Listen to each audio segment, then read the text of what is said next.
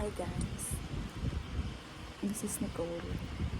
Ito lang nangyari sa araw ko ngayon since ang pangalan naman ng YouTube ko, Nick's Day.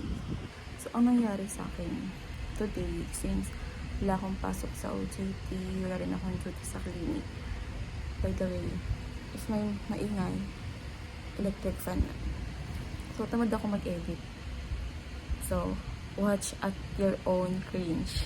At your own level of cringiness. So, kasi, ito yung nangyari sa araw ko. Dapat magpapacheck na kami ng research. Pero dahil wala nga akong kasama pumunta ng school, tsaka umalis silaan din na yung pamangkin ko. Umuwi na sila ng Hong Kong. Gumawa ako ng research, inedit ko yung biographical data namin.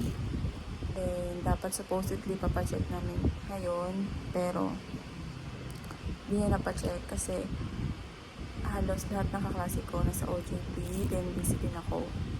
Tapos, ayun, after noon, nanood ako ng K-drama. Wala akong mapanood. So, nirewatch ko na lang yung Crush in Romance. Tapos, yun, kaulit ko lang si JJ. Ngayon naman, nasakit yung tagiliran ko.